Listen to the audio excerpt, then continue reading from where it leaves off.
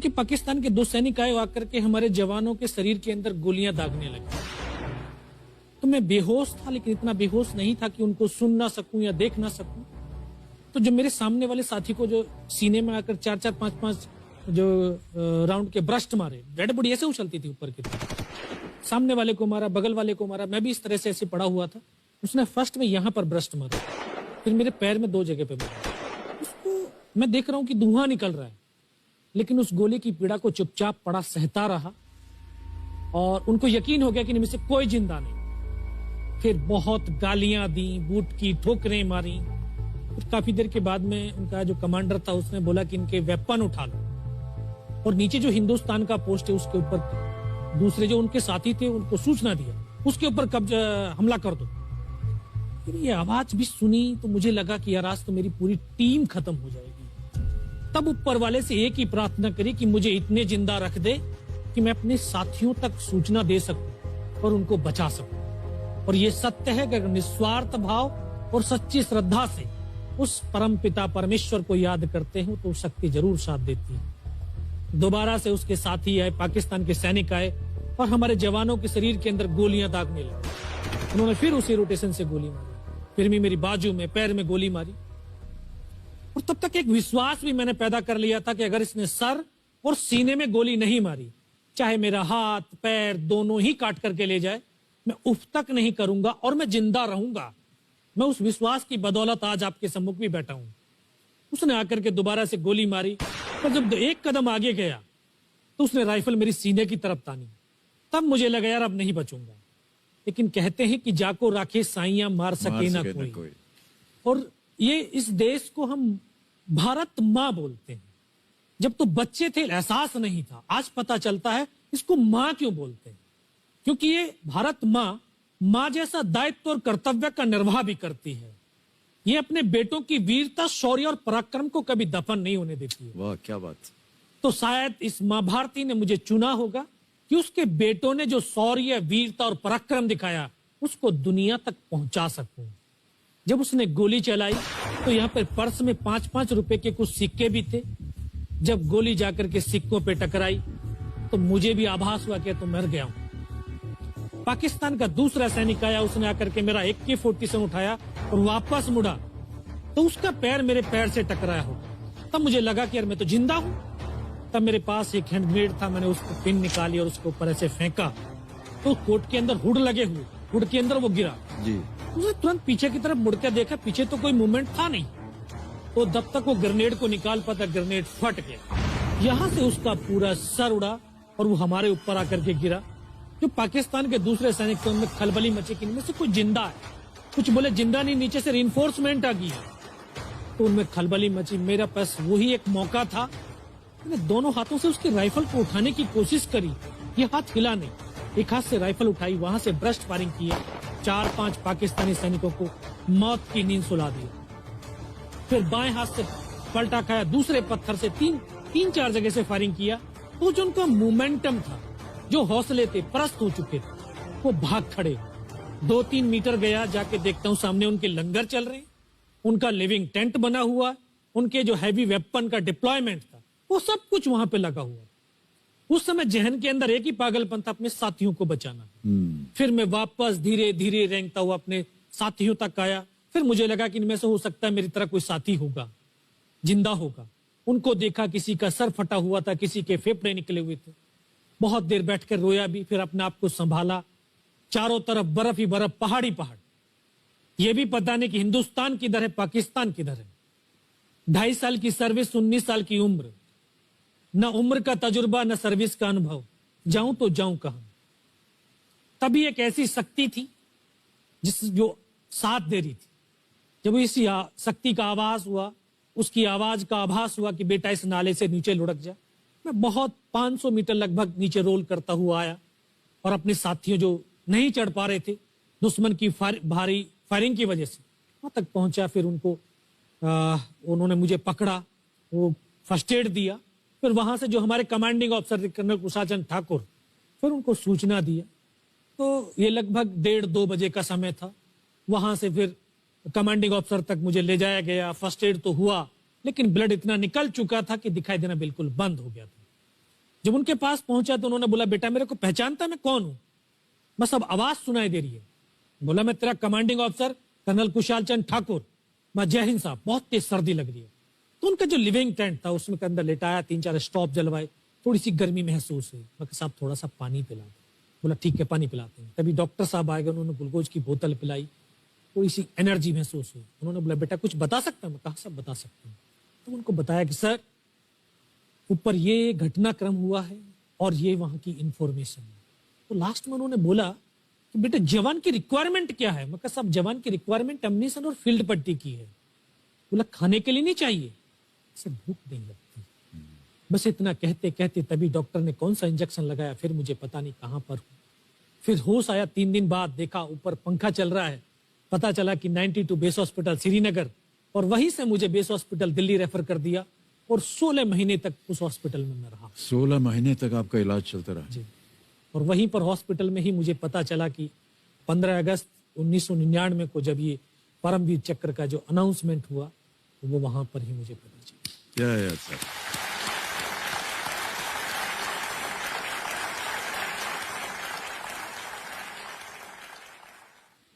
Sir हमको यकीन नहीं होता कि कोई भी इंसान जब ऐसी परिस्थितियों से गुजरता है तो उसका बयान कैसे कर सकता है, लेकिन ये आपने अपनी बहादुरी का एक परचम जो है वो फैला दिया है।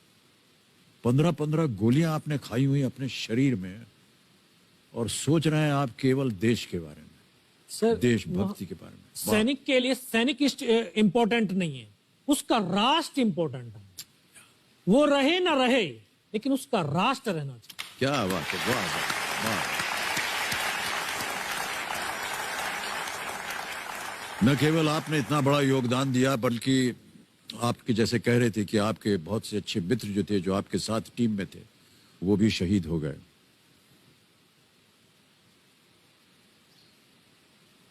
कठिन है सर बहुत इस चीज को दोहराना, इस चीज को आपके मुख से सुनना। अद्भुत है सर, अद्भुत है। बहुत बहुत शुभकामनाएं, बहुत बहुत शुभकामनाएं। सर चलिए अब थोड़ा सा ध्यान वहां से वापस गेम की ओर लाते हैं। हालांकि गेम खेलने का मन ही नहीं कर रहा है। अब आएगा आपके सामने 5वां प्रश्न। इसका मूल्य है 10,000 रुपए। ये खेल का पहला पड़ाव है, और 5वां प्रश्न आपके स्क्रीन के ऊपर ये रहा। क्रिकेट एम्पायर अपने सिर के ऊपर गेंद दिखाकर क्या संकेत देता है? What is signaled by a cricket umpire holding the ball above his head? A. New ball. B. 4 runs. C. 6 runs. या D. wide ball. नई गेंद, 4 रन, 6 रन या वाइड बॉल? 4 रन के लिए ऐसे ऐसे करता है, 6 के लिए ऊपर, और नई गेंद के लिए गेंद को दिखाएगा। तो गेंद दिखाना है तो न्यू गेंद। Please lock A sir. A को ताला लगा दे। न्यू बॉल, नई गेंद पे ताला लगाया जाए। कंप्यूटर जी बिल्कुल सही जवाब दिया है आपने।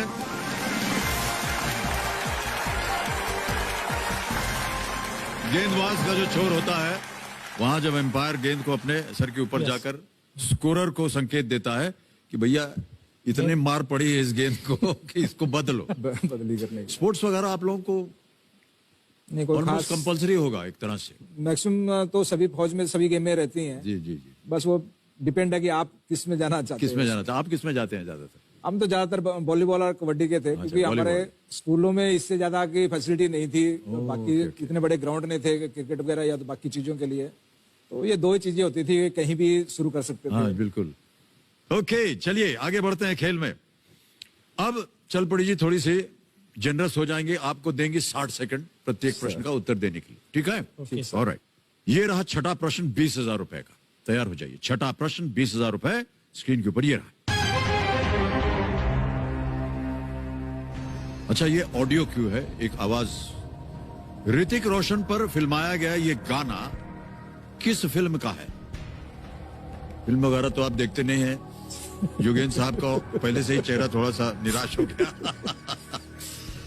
गाना सुन लीजिए, फिर इसके बारे में थोड़ी सी चर्चा करेंगे। गाना सुना जाए। मैं ऐसा क्यों हूँ, मैं ऐसा क्यों हूँ, मैं ऐसा क्यों हूँ, मैं जैसा हूँ मैं वैसा क्यों हूँ। चलिए ऑप्शन रखते हैं, देखते हैं। सर अगर ना मालूम हो तो लाइफ लाइन है, उसका इस्तेमाल कर लीजिएगा। जी हाँ जी। और ये रहे ऑप्शंस आपके सामने। ए क्रिश, बी कोई मिल गया, सी कहो ना प्यार है, या D Lakshya. This song picturise Hrithik Roshan featured in क्या विच कहता है नहीं, कोई मिल गया। डी मेरे को लगता है। लक्ष्य था, क्योंकि वो डी। आर्मी के ऊपर हाँ। फिल्माई गई थी। यस, कारगिल के ऊपर थी। एलओसी कारगिल जैसे बनी थी ऐसे ये भी बनी थी। डी डी डी डी लक्ष्य। पे ताला लगाएं। डी पे ताला लगाइए कंप्यूटर जी, लक्ष्य पे ताला लगाया जाए। बिल्कुल सही जवाब दिया है आपने, बधाई। जब वो बोल, फिल्म का नाम हाँ लक्ष्य, गायक थे शान, संगीतकार शंकर एहसान लॉय, और इसमें प्रीति जिंटा थी, ऋतिक रोशन थे। इसका डायरेक्शन जो किया तो फरहान अख्तर साहब ने किया था। यह फिल्म 1999 के कारगिल युद्ध की पृष्ठभूमि पर आधारित है, जिसमें कहानी को काल्पनिक रूप से गढ़ा गया था। उसमें छोटी सी भूमिका हमने भी निभाई थी। और हम गए थे लेह लद्दाख में, और इतना मुश्किल हमको लगा वहां जाने का, लेकिन आप लोग कहाँ चले गए। ओहो। देवियों संजो, देखिए, युद्ध लड़ने के लिए हमारे जवान भले ही शारीरिक और मानसिक रूप से स्वस्थ हों, लेकिन अक्सर मौसम भी एक बहुत ही खतरनाक दुश्मन बन जाता है, और ये हमारे जवानों के लिए एक बहुत ही बड़ी चुनौती होती है। तो जब इस तरह से परिस्थितियां हो जाती हैं कि मौसम खराब है, जैसे कि आप कह रहे थे अभी जब कारगिल की बात हो रही थी कि सर्दी होती है, बहुत ठंड होती है, कैसे उसका सामना करते हैं आप लोग? ये एक पहाड़ी क्षेत्र था पूरा। रात के समय तो माइनस में चला जाता था टेम्परेचर, जी। और इतनी ठंडी हवाएं। बस जो वो ट्रेनिंग है, वो जज्बा है, वो उस सैनिक को आगे बढ़ाए रखता है। और दूसरा एक और है, जो उसके जो देशवासी भावनात्मक और आत्मिक रूप से उस सैनिक के साथ में खड़े होते हैं। सैनिक अकेला कभी युद्ध नहीं लड़ता, बल्कि पूरा देश उसके साथ युद्ध लड़ता है। जैसे जैसे आप हाइट चढ़ते जाएंगे, हवा ज्यादा चलती है वहां पे, और ऑक्सीजन की सबसे बड़ी प्रॉब्लम पड़ जाती है कि जैसे जैसे आप हाइट चढ़े वैसे ही ऑक्सीजन की कमी पड़ जाएगी, तो आपकी चलने की स्पीड कम हो जाएगी। और दूसरी बात, वहाँ खाने पीने के लिए तो हमारे पास फौज में हम शक्करपारे बोलते हैं, जो बनाए जाते हैं, और 1 से 1.5 kg हमें 72 आवर्स के लिए सेल्फ कंटेंट दिया जाता है कि 72 घंटे तक आपको पीछे से कोई भी हेल्प के लिए नहीं आ सकता, ना ही आपके पास ये कोई भी सामान पहुंच सकता है, जब तक आप दिए हुए टास्क को पूरा ना कर पाए। और कैप्चर करने के बाद फिर हमारा पीछे से राशन आना शुरू होता है, और अम्युनिशन और जो भी बैकअप आपके पास वो बाद में ही पहुंचेगा। पहले जो दिया हुआ आपको टास्क है वहां तक आपको पहुंचना है।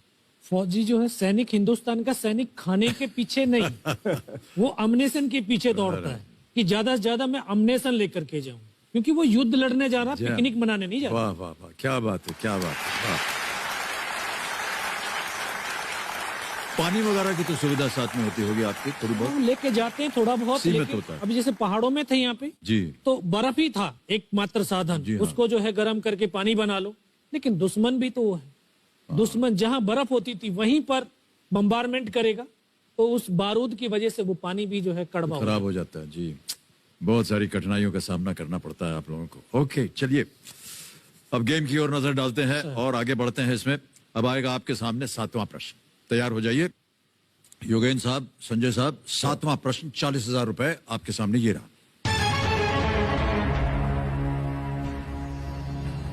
इनमें से कौन सा धार्मिक स्थल उत्तराखंड में स्थित नहीं है? Which of these religious places is not located in Uttarakhand? A. Kedarnath, B. Mansarovar, C. Yamunotri, या D. गोमुख।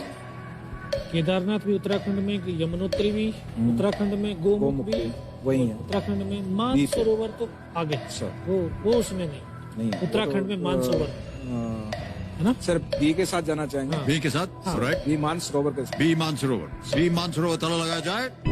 बिल्कुल सही उत्तर है आपका। 40,000 जीत गए आप। मानसरोवर तिब्बत में स्थित है, और ये भगवान शिव के निवास कैलाश पर्वत के पास स्थित एक पर्वत झील है। Okay. 4 July 1999, 13 battalion Jammu and Kashmir rifles के राइफलमैन संजय कुमार अपनी टुकड़ी का नेतृत्व कर रहे थे, उनका मिशन था एरिया फ्लैट टॉप पॉइंट 4875 को कैप्चर करना। इसके बाद फिर क्या प्लान था?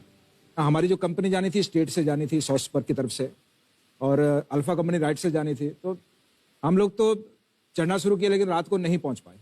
अभी जो कुछ करना था दिन को करना था।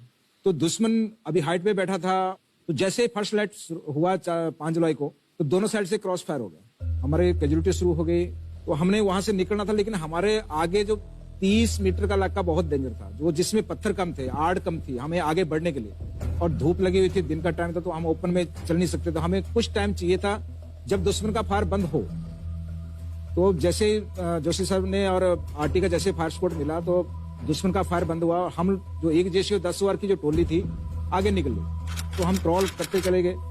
10:30 बजे तकरीबन हमने शुरू किया था, और टोटल 150 मीटर का इलाका हमने 10:30 1 बजे तक उसको कवर किया। आप लगा सकते हैं आइडिया कि कितनी देर क्रॉल करते रहे होंगे। और सर तो हमने उठाया नहीं, तो जमीन का इस्तेमाल करते करते आगे पहुंचे। तो ऐसे टाइम पे जगह पहुंच गए कि हम बिल्कुल दुश्मन की गन के नीचे थे। तो मेरे जो बडी था, मेरे से 6 महीने सीनियर थे, तो उसने कहा कि आप यहीं पे बैठो और मैं गन को साइलेंट करने की कोशिश करूंगा, आपने गन को खींचना। तो मैंने कहा ठीक है, लेकिन गन को पकड़ेंगे कैसे? उसने कहा कि जो अपने पास जो पट्टियां हैं आपको जो ड्रेसिंग करने के लिए या इंजर्ड होने पे जो हम यूज करते हैं अपने आप को, जी जी, उनको निकाल लो और वो हाथों में बांध लो। मैं गन को साइलेंट करूंगा, आपका काम है गन निकालना। मैंने कहा ठीक है। वो क्रॉल किया, उन्होंने आगे तक गए, फर्स्ट ग्रेनेड निकाला। तो उसने पहला जब ग्रेनेड फेंका तो वो ताकत लगा दी और वो बंकर के पीछे साइड चला गया। जैसे पीछे जाके फट गया तो अंदर वालों को पता लग गया कि यहाँ कोई आ गया। लेकिन जो मेरा बडी था काफी तेज था, उसने दूसरा ग्रेनेड रेडी करके रखा था कि जब पहला ग्रेनेड अंदर नहीं फटा और फायर बंद नहीं हुआ, उसको आइडिया लग गया कि ग्रेनेड बाहर चला गया, तो उसने दूसरा ग्रेनेड फेंक दिया और वो संगड़ के अंदर गिर गया। जैसे संगड़ में ग्रेनेड फटना और उनकी दोनों गनें फायर करना बंद हो गई, तो जो मेरा काम था फिर वो शुरू हो जाता था। तो मैंने झटके से दोनों गनें खींची और बाहर निकाल ली, और जो होल था उस संगड़ का, उसमें जाके एक बार ऐसे झांक के देखा कि कौन जीवित था और कहाँ है। तो मुझे सिर्फ 3 उनके जवान थे जो दिखाई दिए, जो दोबारा से नया वेपन उठा के और अम्युनिशन लेके संगड़ के अंदर आ रहे थे पीछे के रास्ते से। तो मैंने उनके ऊपर फायर खोल दिया और मुझको पता 3 आदमी दिखाई दिए तो 3 मारे गए। लेकिन दुश्मन भी तो ट्रेंड शुदा था, तो वो भी अपने हथकंडे अलग से अपनाता था। तो जब हमने नीचे उतरना था, दोबारा चढ़ना था पोस्ट के सेकंड वाले पोस्ट के ऊपर, तब उन्होंने जो अपना जो टैक्टिस था वो चेंज कर लिया था। जो संगड़ था उसमें से कुछ जवान उनके निकल के बाहर बैठ गए। जैसे हम नीचे उतरे और दोबारा चढ़ना शुरू किया, तब उसने लेफ्ट साइड में जो बैठे थे उनके दोनों, उन्होंने फायर खोल दिया। तो जो मेरे लेफ्ट साइड वाले थे दोनों जवान, तो उनको जैसे उन्होंने दोनों ने फायर खोला तो वो दोनों को फायर लगा, गोली लगी और वो दोनों गिर गए। हम लोग भी बाकी जो 4 थे, जहां फायर की आवाज सुनाई दी वहीं लेट गए। लेकिन मेरी जो ये लेफ्ट टांग थी, क्योंकि वो लेफ्ट साइड में थे, तो वैसे लेटा था मैं, तो ये टांग उसको दिखाई देना शुरू कर दी ऊपर से और फायर खोल दिया। तो मेरे जो फर्स्ट जो गोली लगी उस घुटने में लगी, लेफ्ट वाले में, तो मुझे आइडिया लगा कि कुछ हो गया। तो मैंने थोड़ा और क्रॉल किया, लेकिन उसने दोबारा फायर खोला तो पत्थर से टकराने के बाद गोलियां इधर साइड में लगी। मैंने फिर थोड़ी सी और क्रॉल किया, थोड़ी सी पोजीशन और चेंज की, लेकिन जो लेफ्ट में थे फिर उसके ऊपर फायर खोला उसने। आधे घंटे तक किसी को हिलने नहीं दिया, ना ही उठने दिया। कभी वहां फायर कर रहा था, कभी यहाँ फायर खोल रहा था, कभी हमारे ऊपर, कभी वो जो डेथ हुआ हमारे जो साथी थे उनके ऊपर। आधे घंटे बाद तक हमने भी उसको एहसास करवा दिया कि भाई यहाँ कोई नहीं है, जो है वो मर चुके हैं। तब वो अपनी पोजीशन छोड़ के बंकर पे जाना शुरू हुआ। तब फिर हमारे लिए मौका था, क्योंकि जब आप चढ़ाई पे चढ़ोगे तो पत्थर गिरेगा ही नीचे। पत्थर गिरने की आवाज आई तो हमें आइडिया लग गया। तो फिर हमने फिर जैसे उसकी हरकत देखी तो हमने फायर खोल दिया और दोनों के दोनों वहां पे मारे। फिर हमने क्रॉल किया और बंकर पे गए, सेम कार्रवाई जैसे हमने पहले की थी वैसे की, और बंकर में भी जो बचे थे उनको मारा। तो तकरीबन हमने शाम तक ये पूरा इलाका क्लियर किया, पूरा इलाका क्लियर हो गया। और उनके तकरीबन हमने 15 डेड बॉडीज जो पाकिस्तान सोल्जर की थी वो ली थी। और अपने इसमें ऑपरेशन में हमने 2 सैनिक जो मेरे साथी थे, राइफलमैन प्रवीण और राइफलमैन श्याम, उनको हमने वहां खो दिया था। लड़ाई में जो चीजें वहां पे कोई आइडिया नहीं है। आप एक चीज समझ सकते हैं कि वो चक्रव्यूह है। जैसे चक्रव्यूह अभिमन्यु के लिए रचा गया था, वही सेम हमारे लिए होता है कि अगर आप एक बार चक्रव्यूह में चले गए तो आप तब तक वापस नहीं आते, तब तक आप उसको फिनिश नहीं कर दिया। वाह, योगेंद्र साहब और संजय साहब से इस ऐतिहासिक जीत और वीरता की कहानी को सुनने का और भी मन कर रहा है, क्योंकि बहुत ही पुरानी कहिंग है। ये दिल मांगे मोर। सर ये बत्रा संजय सर साहब, का इस वाक्य से न केवल आप बल्कि पूरा देश जो है इस वाक्य से परिचित है। ये शब्द हैं कैप्टन बत्रा के, और हम चाहेंगे कि इसके बारे में आप हमारे दर्शकों को कुछ बताएं कैप्टन बत्रा के बारे में। सर कैप्टन बत्रा साहब जब हमारी पलटन जब फर्स्ट ऑपरेशन के लिए गई थी द्रास में, तो साहब की यूनिट को हमने लीव किया था वहाँ पे। ये उस टाइम पे ऑपरेशन कर चुके थे, जी। तो इनको हमने वहाँ से लीव करके हम आगे के एरिया को हमने कैप्चर करना था। और लास्ट में जो पीक थी उस द्रास एरिया की, वो थी लास्ट में 5140। तो वहाँ पे कैप्टन बत्रा साहब और कैप्टन जम्बाल, वो बिल्कुल यंग अफसर थे दोनों, और दोनों कंपनी को लीड कर रहे थे। सर सबसे बड़ी बात, मैं इस लड़ाई के बीच में बिना कैजुअलिटी उनकी कंपनी का कोई भी जवान उस टाइम पे ना तो इंजर्ड था ना डेथ था। और सबसे हाइट वाले पोस्ट, सबसे बड़े वेपन, सबसे ज्यादा दुश्मन की कैजुअलिटी वहां पे हुई है, और बिना कैजुअलिटी वो सक्सेसफुल हुए हों। तो बत्रा साहब के साथ वही सेम कहानी थी। जब उन्होंने उस ऑपरेशन को लॉन्च किया 19 जून को रात को, और 20 जून 3 बजे अपने सीओ साहब को जो सक्सेसफुल का जो नारा देना था, क्योंकि वो कोड वर्ड रहते हैं लास्ट में, जी, और जाने से पहले वो बता के जाते हैं कि मेरा कोड ये होगा। लेकिन बत्रा साहब ने अपना कोड नहीं दिया था, बोला सर सरप्राइज है, ऊपर जाके जब झंडा फैलाऊंगा तब दूंगा। तो जैसे ही वो 3:30 बजे जब उनका कंपनी ने उस एरिया को कैप्चर कर लिया, तब उन्होंने सेट पे जो सीओ साहब को जो सिग्नल देना था सक्सेसफुल का, तो दिया था ये दिल मांगे मोर। वाह क्या बात है। ओह।